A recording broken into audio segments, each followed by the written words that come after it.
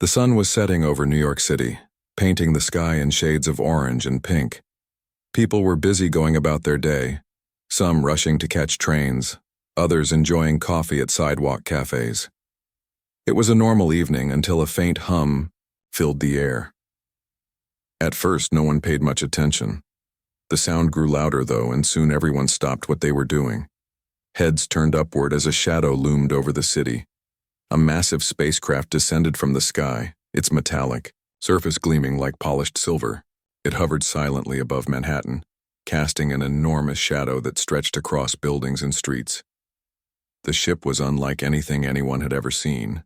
A sleek, oval shape with glowing blue lines running along its edges. Its sheer size made even the tallest skyscrapers look small by comparison. People stood frozen, staring in awe and disbelief. Alex Carter was one of those people. He worked as an engineer for NASA, specializing in space exploration technology. That evening, he had been working late at his apartment, tinkering with a prototype communication device. When he heard the commotion outside, he walked to his window and saw the alien craft hovering above the skyline. His heart raced. This wasn't just some unidentified flying object. This was something far bigger and far more important. Rachel Monroe, a journalist known for her investigative reporting, was also there. She had been covering a protest downtown when the ship appeared. Her instincts kicked in immediately. Grabbing her camera and notebook, she began interviewing bystanders, capturing their reactions. Some were terrified, while others seemed strangely hopeful. "Do you think they're here to help us?" one woman asked Rachel. Another man muttered, "We're doomed." Within minutes, news outlets around the world picked up footage of the event. Social media exploded with theories and speculation. Was this humanity's first contact with extraterrestrial life? Or was it something more sinister? Governments scrambled to respond, but before anyone could make sense of what was happening, a voice boomed through the city. It wasn't spoken aloud, not exactly. Instead, it felt like the words entered directly into people's minds. The message was clear. "We are the Vorthok. Your planet will provide for our needs. Surrender your resources or face annihilation." The tone was cold and unyielding, devoid of any emotion. It sent chills down Alex's spine. Panic swept through the crowd below. People screamed, ran, or simply collapsed to their knees in despair. Soldiers arrived within minutes, trying to maintain order, but the situation quickly spiraled out of control. Cars honked wildly as drivers abandoned their vehicles in the streets. Parents grabbed their children and fled toward subway stations. No one knew what to do. Back in his apartment, Alex couldn't shake the feeling that this moment would change everything. He flipped on the TV, watching live coverage of the unfolding chaos. Reporters stood in front of the looming spacecraft, speaking frantically into microphones. One anchor mentioned that scientists were being called in to analyze the situation. Without hesitation, Alex grabbed his laptop and headed out the door. If anyone needed him right now, it was NASA. Rachel, meanwhile, was already making her way closer to the ship. As a journalist, she knew this story could define her career, if she survived to tell it. Cameras flashed all around her as reporters jostled for better angles. Police officers formed barricades to keep civilians at bay, but Rachel managed to slip past them. She wanted to get as close as possible. As night fell, the glow from the spacecraft illuminated the surrounding area. It was mesmerizing yet terrifying. Rachel noticed something strange, a faint vibration in the ground beneath her feet. She knelt down and placed her hand on the pavement. It felt like low-frequency energy pulsing through the earth. Whatever these aliens were doing, it was affecting the environment. Hours passed, and the initial shock gave way to grim acceptance. World leaders convened emergency meetings, debating how to respond. Should they negotiate? Fight back? Surrender? The answers weren't clear. What was clear was that the Vorthok weren't leaving anytime soon. Alex eventually reached NASA headquarters, where a team of experts was already hard at work. Screens displayed data streams, satellite images, and mathematical models. Everyone moved with urgency, knowing the stakes couldn't be higher. Alex introduced himself to the lead scientist, Dr. Emily Ross, who welcomed him aboard without hesitation. Together they began analyzing signals emitted by the alien craft, searching for patterns or weaknesses. While Alex dove into his work, Rachel continued her investigation. She interviewed eyewitnesses, piecing together fragments of information. One man claimed to have seen strange drones emerging from the ship, scanning the area. Another reported hearing unusual noises coming from nearby parks. These accounts painted a picture of an alien race not just observing humanity, but actively probing it. By midnight, the full scope of the crisis became apparent. News broke that similar ships had appeared over other major cities worldwide. Tokyo, London, Sydney, all of them now had Vorthok vessels hovering ominously above. The message remained the same: surrender or perish. Humanity faced a choice between submission and resistance. For Alex, the challenge was deeply personal. He believed that understanding the Vorthok's technology might hold the key to survival.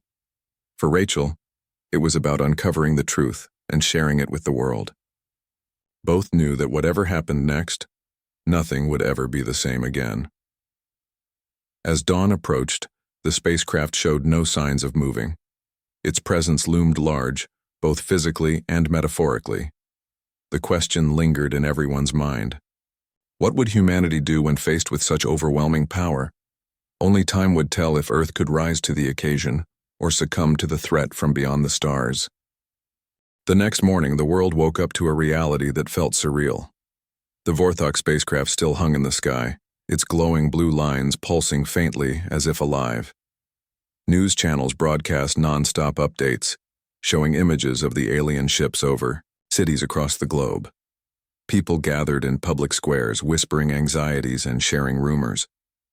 Governments worked tirelessly behind closed doors, trying to figure out how to respond to the ultimatum issued by the Vorthok.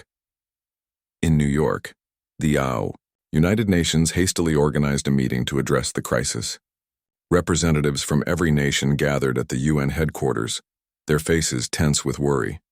Among them was Daniel Harper, a calm and composed ambassador known for his diplomatic skills. He was chosen to lead the delegation that would attempt first contact with the Vorthok. The plan was risky, but it was the only option left before considering surrender or war.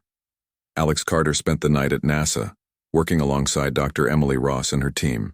They had been analyzing data collected from the alien ship's transmissions, hoping to find something, anything that could give humanity an edge. So far, they hadn't uncovered much. The signals were complex, almost like a language written in math and physics. But Alex refused to give up.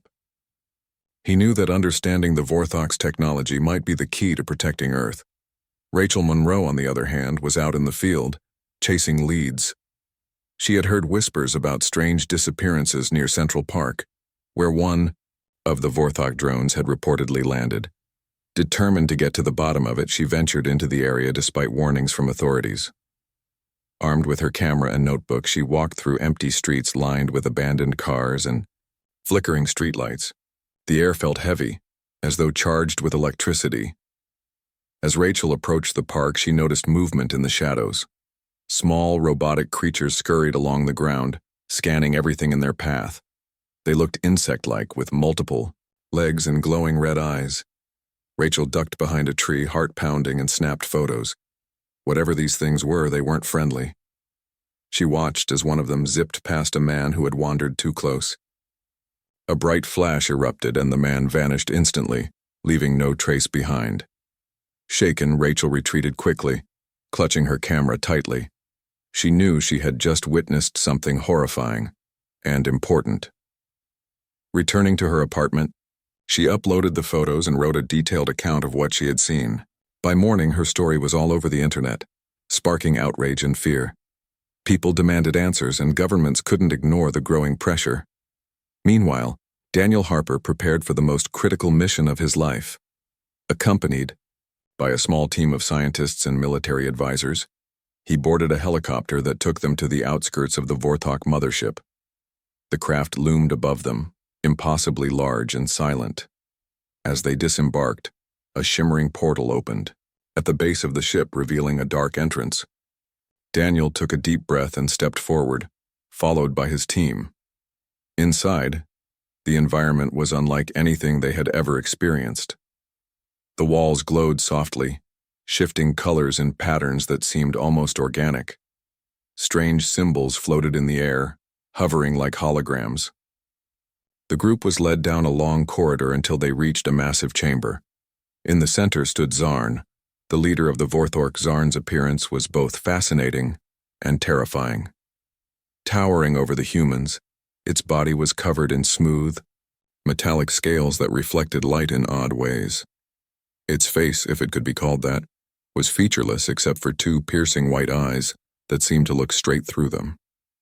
When Zarn spoke, its voice echoed not just in the room but in their minds. "You are here to negotiate," Zarn said, its tone cold and dismissive.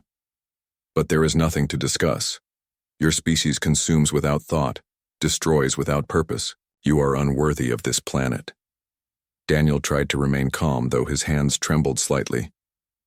"We understand your need for resources," he began, choosing his words carefully. "But surely we can find a way to coexist. Destroying us would serve no one." Zarn paused, tilting its head as if considering the statement. Then it emitted a low hum, almost like laughter. "Coexistence is impossible. Your kind cannot adapt fast enough to meet our needs. We have already begun extracting what we require. Resistance will only delay the inevitable." The message was clear. The Vorthok saw humanity as little more than pests standing in their way. Daniel exchanged worried glances with his team.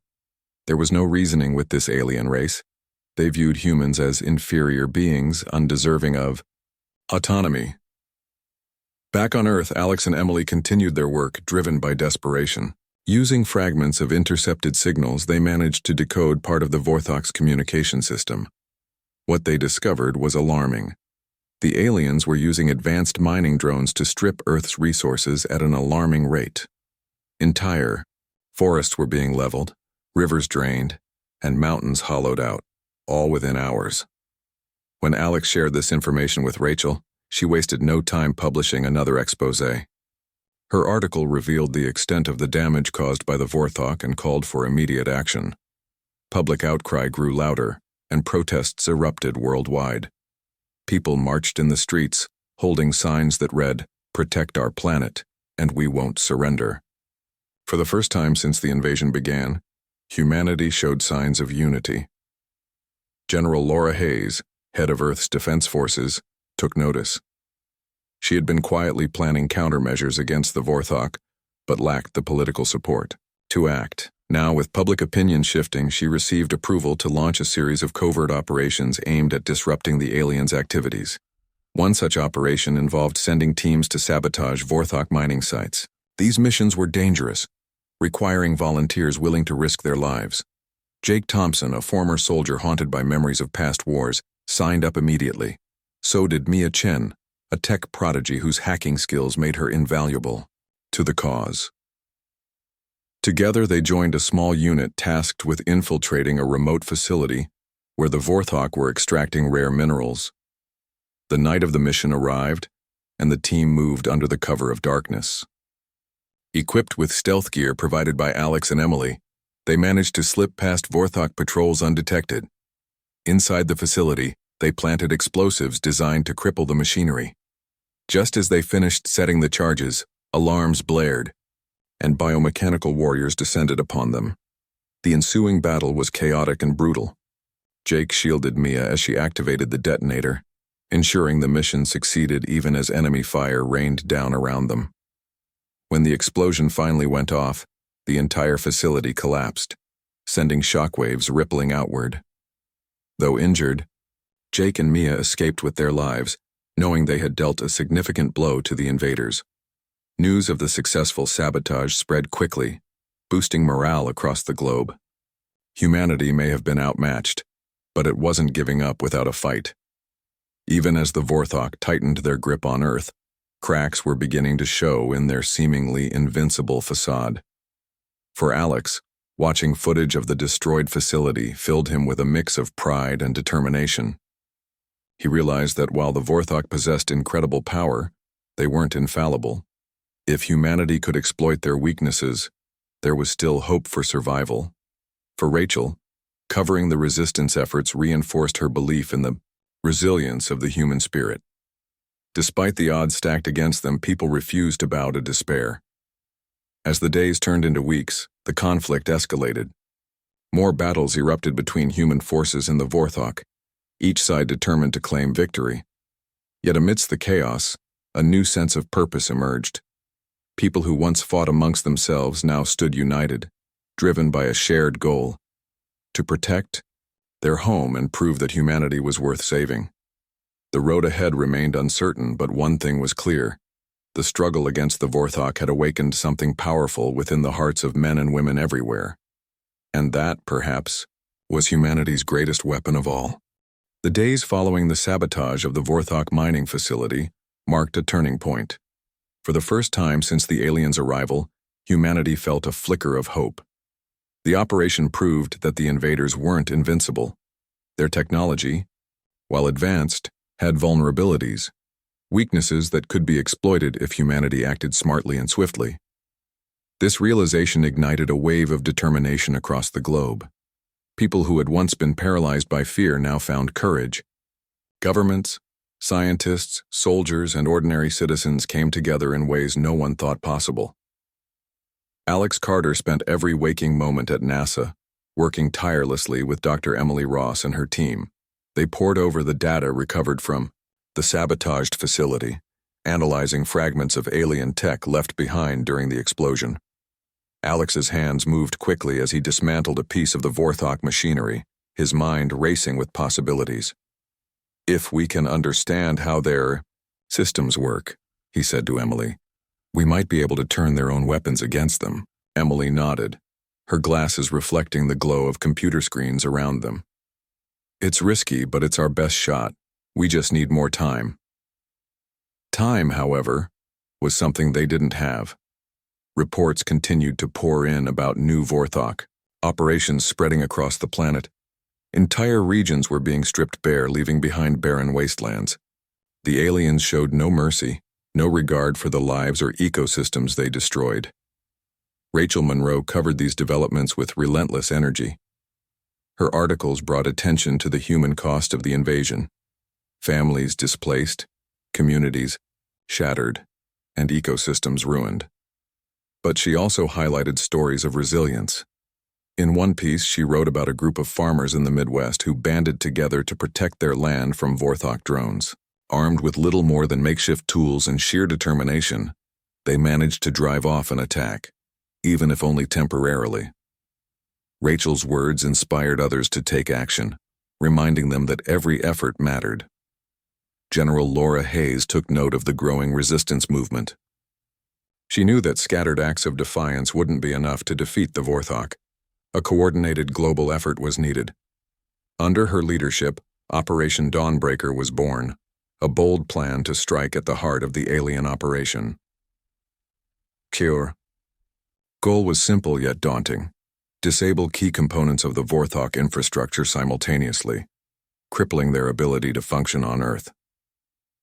To pull this off, General Hayes assembled teams from all corners of the world. Volunteers came from every walk of life: soldiers, engineers, hackers, medics, and civilians willing to risk everything. Among them were Jake Thompson and Mia Chen, who had proven themselves during the sabotage mission. Jake, still recovering from injuries, trained new recruits in combat tactics. Mia worked alongside Alex and Emily, helping reverse engineer alien tech to create weapons capable of penetrating Vorthok defenses. As preparations for Operation Dawnbreaker intensified, tensions ran high. Everyone understood the stakes. If the mission failed, the Vorthok would retaliate with devastating force. Yet there was also a sense of unity, a shared belief that humanity couldn't and wouldn't give up without a fight. People who had never met before became like family, bound by a common purpose. In training camps set up in secret locations, soldiers and civilians alike learned to trust each other, forging bonds that transcended borders and backgrounds. Rachel played a crucial role in rallying support for the operation, Through her reporting, she emphasized the importance of cooperation. "This isn't just about nations or governments," she wrote. "It's about us, all of us. Together, we can stand against the impossible." Her words resonated deeply, inspiring millions to contribute in whatever way they could. Some donated supplies, others offered shelter to displaced families, and many joined local resistance groups. Meanwhile, Alex and Emily made a breakthrough. By studying the alien tech, they discovered that the Vorthok relied heavily on centralized systems to coordinate their activities. Every drone, every mining operation, every weapon, they all connected back to a single network controlled by the mothership. If that network could be disrupted, the entire invasion could grind to a halt. "This is it," Alex said, pointing to a diagram on the screen. "Their weak point. If we hit the right nodes, we can shut down their operations planet-wide." Emily agreed, though her expression remained cautious. "We'll need precision timing," she warned. "One mistake, and they'll know what we're doing." General Hayes incorporated this information into the final plan. Teams would target specific facilities around the globe, striking at the same moment to overwhelm the Vorthok. At the center of it all would be a daring assault on the mothership itself. Pilots trained relentlessly, practicing maneuvers in fighter jets equipped with plasma cannons reverse-engineered from alien tech. Among the pilots was Sarah Mitchell, a former commercial airline pilot who had volunteered after losing her hometown to the invaders. Flying alongside her was Kevin Brooks, a quiet but skilled aviator whose calm demeanor masked a fierce determination. The night before the operation, everyone gathered for a final briefing. General Hayes stood before the assembled crowd, her voice steady and firm. "Tomorrow we face the greatest challenge of our lives," she began. "But I believe in each and every one of you. We may not have their technology or numbers, but we have something they don't: heart, courage, and the will to fight for what's ours." Her words drew applause, cheers, and tears. For a brief moment, the weight of the mission lifted, replaced by a sense of solidarity. Afterward, people broke into smaller groups, sharing laughter, stories, and quiet moments of reflection. Jake found himself sitting next to Mia, both staring up at the stars. "Do you think we'll make it?" Mia asked softly. Jake hesitated before answering. "Doesn't matter," he said finally. "What matters is that we try." When dawn broke, the world held its breath. Operation Dawnbreaker launched under the cover of darkness, with teams deploying to their designated targets. Explosions lit up the sky as facilities were destroyed one by one. The Vorthok responded with fury, sending waves of biomechanical warriors to defend their assets. Battles erupted worldwide, fierce and chaotic. Despite heavy losses, the human forces pressed on, driven by the knowledge that failure wasn't an option. High above Earth, Sarah and Kevin led the aerial assault on the mothership. Dodging laser fire and evading enemy fighters, they executed daring runs, targeting critical systems. Inside the ship, a small strike team, including Mia, planted explosives designed to disable the core power source. As they navigated labyrinthine corridors filled with hostile creatures, they suffered heavy casualties but refused to give up. Back on the ground, Alex monitored the operation from NASA headquarters, his eyes glued to the screens displaying real-time updates. Beside him, Emily clenched her fists, muttering prayers under her breath. Rachel watched from a safe house, broadcasting live footage of the battles to the world. Billions tuned in, holding their collective breath as humanity fought for its survival. Finally, the moment of truth arrived. Mia and her team reached the core chamber and planted the explosives. With seconds to spare, they evacuated, narrowly, escaping as the charges detonated. A massive shockwave rippled through the mothership, causing it to shudder violently. Outside, Sarah and Kevin witnessed the spectacle, an enormous explosion that tore through the vessel, sending debris raining down toward Earth. Cheers erupted among the human forces as the mothership began to collapse. The Vorthok's grip on the planet weakened, their centralized network crippled. Though the war wasn't over, the tide had turned. Humanity had struck a decisive blow, proving that even the most formidable adversary could be challenged. For Alex, Watching the destruction of the mothership filled him with a mix of relief and sorrow. He thought of those who had sacrificed their lives to make it happen. For Rachel, covering the victory brought tears to her eyes, not just because of the triumph, but because of the cost. And for everyone else, it was a reminder that hope, when coupled with action, could overcome even the darkest odds. As the dust settled, a new chapter began. The fight wasn't finished, but humanity had shown itself capable of standing united against the unknown. Whatever challenges lay ahead, one thing was certain: Earth would not go down without a fight. The destruction of the Vorthok mothership marked a turning point in the war, but it was far from the end. The alien invaders still controlled vast areas of Earth, and their remaining forces were more aggressive than ever. Despite the initial victory, humanity faced a grim reality. The battle had only just begun. The Vorthok, enraged by the loss of their flagship, launched relentless counterattacks across the globe. Their biomechanical warriors swarmed cities, hunting down resistance, fighters, and destroying anything in their path. Alex Carter returned to NASA headquarters after witnessing the fall of the mothership. Though the operation had succeeded, he couldn't shake the feeling that the hardest part was yet to come. The screens in the lab displayed updates from the front lines, reports of brutal skirmishes and mounting casualties. Emily Ross stood beside him, her face pale with exhaustion. "We've hurt them," she said quietly, "but they're not done. Not by a long shot." Rachel Monroe, too, felt the weight of the ongoing struggle. She continued reporting on the war, traveling to devastated regions to document the human cost. In one city, she found survivors huddled in makeshift shelters, their faces hollow with grief. A young boy clung to his mother as Rachel approached, asking if she could help. "They took everything," the woman whispered, tears streaming down her cheeks. "Our homes, our food. We don't know how much longer we can hold on." Despite the despair, Rachel saw glimpses of resilience everywhere she went. In another town, she met a group of engineers who were repairing damaged vehicles to aid the resistance. One man covered in grease and sweat told her, "If we stop fighting, they win. So we keep going no matter what." Stories like these fueled Rachel's determination to keep writing, to remind people that even in the darkest times, hope could be found.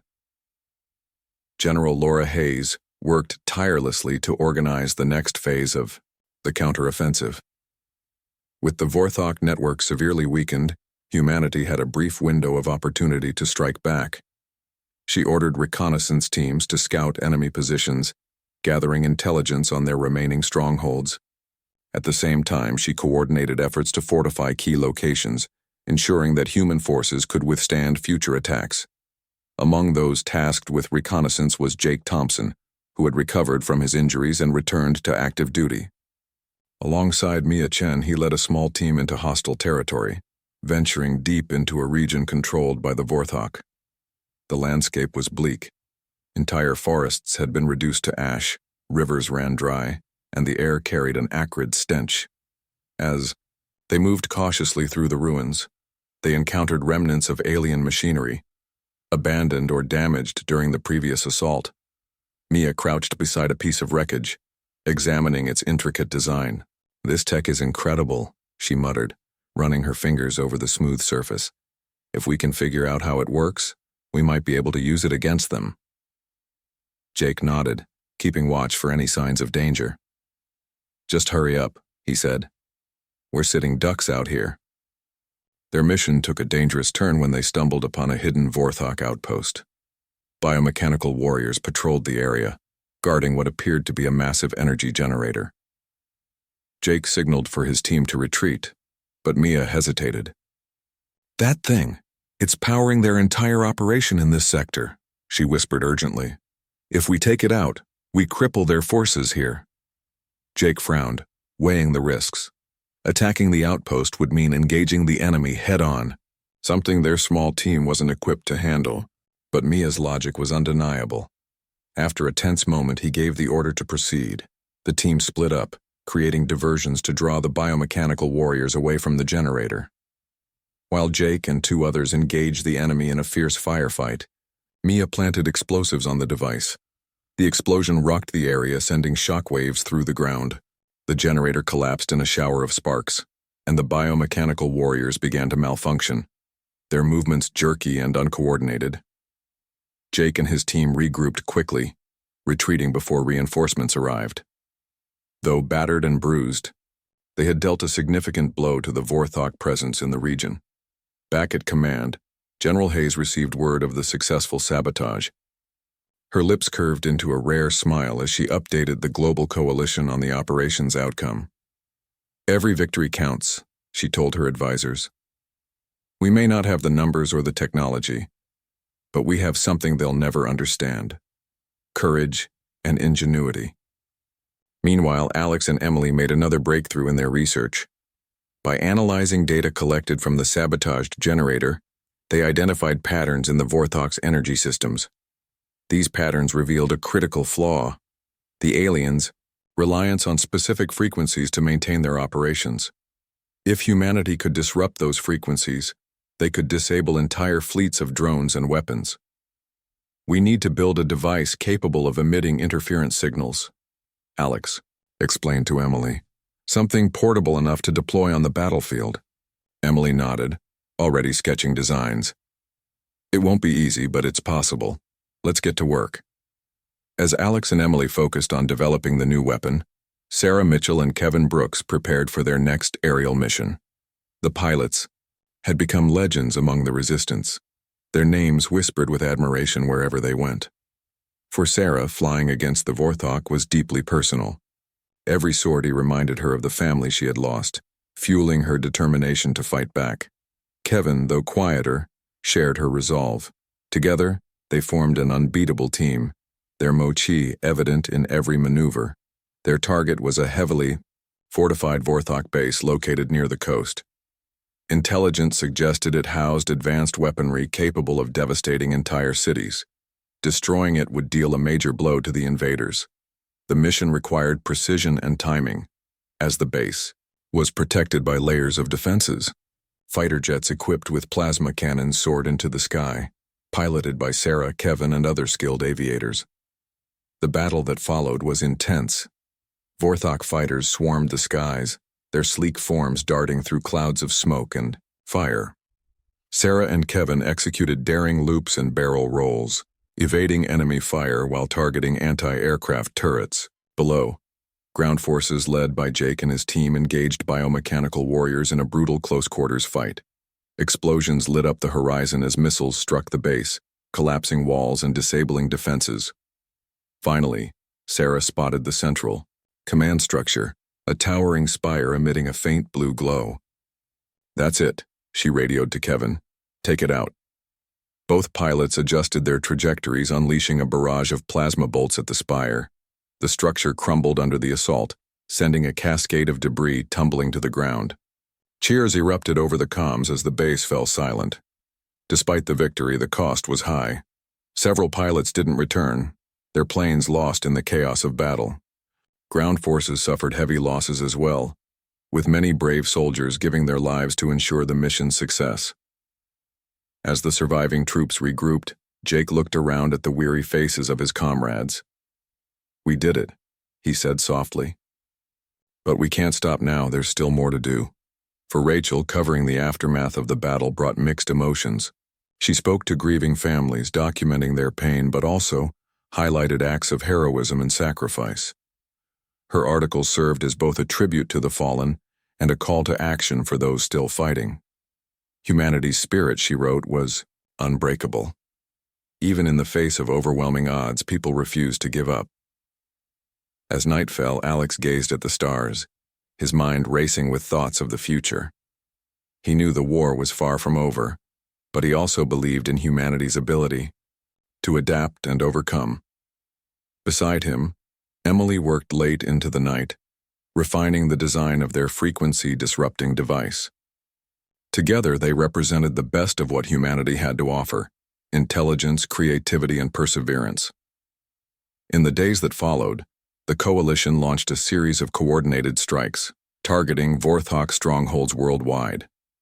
Each victory, no matter how small, brought humanity closer to reclaiming their planet. The road ahead remained uncertain, filled with challenges and sacrifices. But one thing was clear. Humanity had proven itself capable of standing against the unknown. And, as long as there were people willing to fight, Earth would never truly be conquered. The war against the Vorthok had reached a critical stage.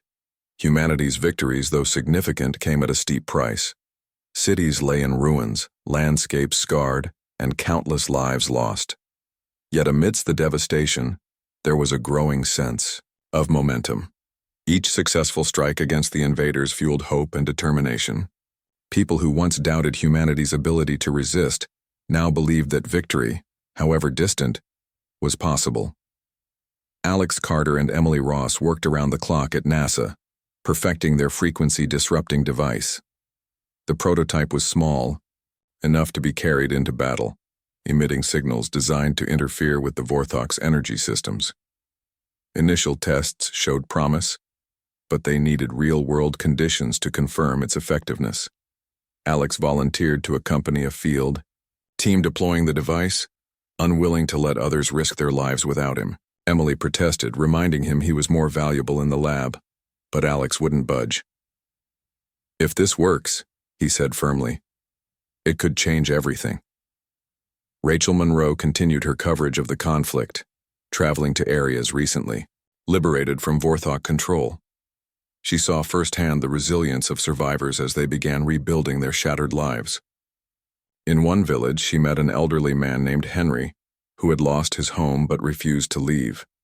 Using salvaged materials, he constructed a small shelter for displaced families. When Rachel asked why he stayed, he simply replied, "This is my land. They can't take it unless I give up."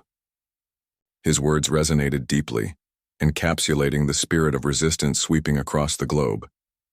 General Laura Hayes coordinated the next major offensive, codenamed Operation Reclamation.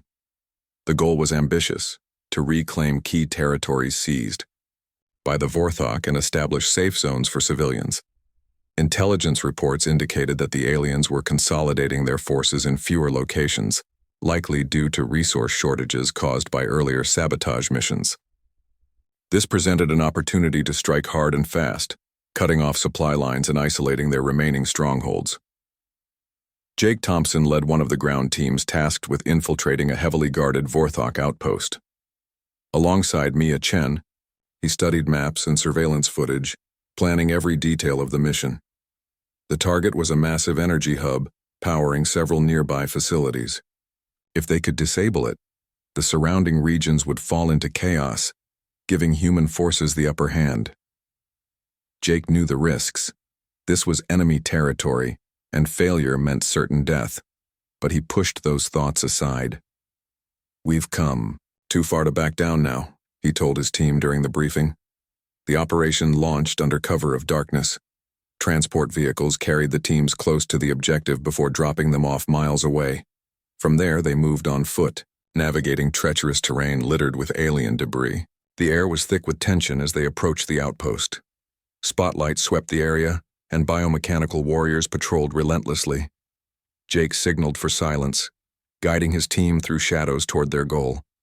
Mia carried the frequency-disrupting device, her heart pounding as she clutched it tightly.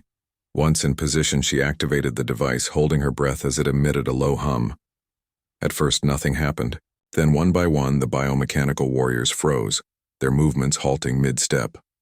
Alarms blared as the energy hub began to malfunction, sparks flying from its surface. Jake shouted for the team to retreat, but not before planting explosives, to ensure the structure's total destruction. As they fled, explosions erupted behind them, lighting up the night sky. The energy hub collapsed in a fiery inferno, sending shockwaves rippling outward. The team regrouped at a predetermined extraction point, adrenaline coursing through their veins. Despite injuries and exhaustion, they celebrated quietly, knowing they had dealt another crippling blow to the Vorthok. Meanwhile, Sarah Mitchell and Kevin Brooks spearheaded the aerial assault on a second target, a sprawling alien factory producing drones and weapons. Fighter jets roared into the sky, armed with plasma cannons and guided missiles. Below, ground forces engaged Vorthok patrols, drawing attention away from the factory. Sarah and Kevin split up, executing precise maneuvers to avoid enemy fire while targeting critical sections of the facility. The battle raged fiercely. Vorthok fighters swarmed the airspace, forcing Sarah and Kevin to rely on their skill and teamwork to survive. One enemy craft locked onto Sarah, firing relentlessly. She banked sharply, weaving between bursts of laser fire before launching a counterattack that sent the pursuing fighter spiraling down in flames. Over the comms, Kevin's voice crackled, "Nice shot, Sarah, keep it up." Together they breached the factory's defenses, unleashing a barrage of missiles that tore through its walls. Secondary explosions rocked the structure as internal systems overloaded. Thick black smoke billowed into the sky, signaling the end of the facility. As the pilots returned to base, cheers erupted among the ground crews. Another victory, no matter how costly, brought humanity closer to reclaiming their planet. Back at command, General Hayes received updates from all fronts. The success of Operation Reclamation exceeded expectations, pushing the Vorthok further into retreat. Morale soared, and recruitment numbers surged as more people joined the fight. Yet Hayes remained cautious, knowing the aliens wouldn't surrender easily. "We're winning battles," she told her advisors, "but we haven't won the war. Yet, stay vigilant." For Alex, witnessing the impact of the frequency-disrupting device filled him with pride and guilt. He thought of the soldiers who had risked their lives to deploy it, some of whom hadn't returned. Emily shared his somber mood, though she reminded him of the bigger picture. "This isn't about us," she said gently. "It's about giving humanity a fighting chance. That's what matters." Rachel documented these events with unflinching honesty. Her articles highlighted both the triumphs and the sacrifices, painting a vivid portrait of humanity's struggle. She wrote about ordinary people doing extraordinary things: farmers defending their fields, engineers repairing damaged equipment, medics tending to the wounded, all united by a common purpose. Her words inspired millions, reinforcing the belief that together, humanity could overcome even the greatest challenges. As weeks turned into months, the tide of the war shifted decisively in humanity's favor. The Vorthok, once arrogant and invincible, now fought desperately to hold on to their dwindling foothold on Earth. Their centralized network, already weakened by previous attacks, crumbled further as human forces systematically dismantled their infrastructure. Alien ships still hovered in the skies, but their presence felt less menacing, more like relics of a fading empire. In the final days of the conflict, General Hayes orchestrated a daring plan to capture a Vorthok commander. Intelligence suggested that Zarn, the leader of the invasion, had relocated to a fortified bunker deep underground. Capturing or eliminating Zarn would deal a fatal blow to the invaders' morale and chain of command. A specialized task force, including Jake and Mia, was assembled for the mission. The infiltration was perilous. The bunker was protected by layers of advanced defenses, including automated turrets and biomechanical guardians. Using the frequency-disrupting device, the team disabled many of the security systems, allowing them to breach the outer perimeter. Inside, they encountered labyrinthine corridors lined with eerie blue lights and strange symbols floating in the air. Finally, they reached the central chamber where Zarn awaited them. The alien leader stood tall and imposing, its metallic scales gleaming ominously. It regarded the intruders with cold disdain, speaking directly into their minds. "You are persistent," Zarn said, its voice dripping with contempt. "But persistence will not save you." Jake stepped forward, gripping his weapon tightly. "Maybe not," he replied. "But it'll make sure you don't win." With that, the team opened fire, engaging Zarn in a fierce battle. Despite its advanced abilities, the alien leader was overwhelmed by sheer determination and teamwork. In the end, Zarn fell, its body collapsing in a heap of lifeless metal. News of Zarn's defeat spread quickly, sparking celebrations worldwide. For the first time since the invasion began, humanity dared to imagine a future free from fear. The Vorthok forces, leaderless and demoralized, began withdrawing from Earth, abandoning their conquest. As the dust settled, Alex gazed at the stars, reflecting on everything that had happened. Humanity had faced annihilation and emerged stronger, not because of superior technology or power, but because of unity and courage. Rachel captured this sentiment perfectly in her final article. In the darkest hour we found our light, and that light will guide us forward. The war may have ended, but the scars would remain. Yet out of the ashes of destruction, something remarkable had emerged, a renewed belief in the strength of the human spirit. Whatever challenges lay ahead, humanity was ready to face them, together. The departure of the Vorthok marked the beginning of a new chapter for Earth. Their massive ships, once symbols of fear and oppression, slowly ascended into the sky and vanished beyond the atmosphere. For days after their retreat, people stood outside staring upward, half expecting the aliens to return. But they didn't. The war was over, and humanity had won. In the weeks that followed, the world began the long process of healing. Cities lay in ruins, forests were reduced to ash, and rivers flowed dry in many places. The scars left by the Vorthok invasion would take years, perhaps decades, to mend. Yet amid the destruction there was also hope. People came together like never before, working side by side to rebuild what had been lost. Neighbors helped neighbors. Nations collaborated without borders, and communities found strength in unity. Alex Carter returned to his apartment in New York, though it felt strange to call it home again. So much had changed since the invasion began. He sat at his desk, surrounded by notes and blueprints from the frequency-disrupting device. The technology they had developed during the war wasn't just a weapon, it was proof that humanity could adapt and innovate when faced with impossible odds. Alex knew this knowledge could pave the way for a brighter future if used wisely. Dr. Emily Ross joined him later that evening, carrying a bottle of wine she had saved for a special occasion. "This feels like the right time," she said with a smile, pouring 2 glasses. They clinked their glasses together, celebrating not just victory but survival. "What's next?" Emily asked, her voice soft. Alex leaned back in his chair, thinking carefully before answering. "We keep learning," he said finally.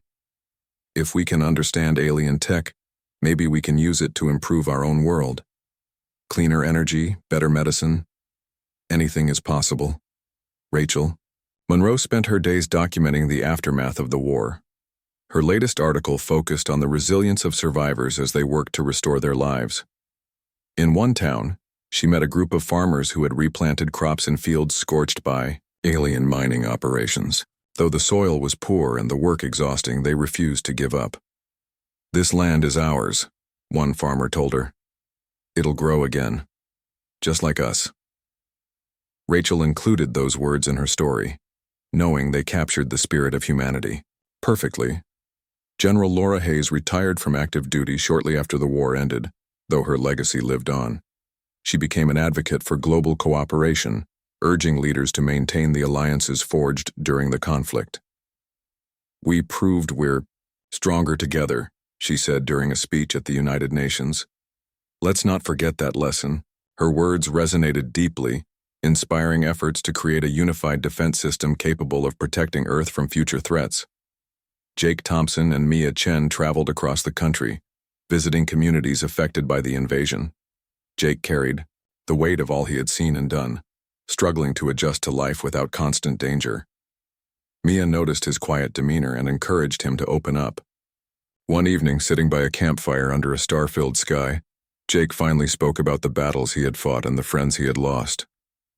"I didn't think I'd make it through," he admitted. "But here we are."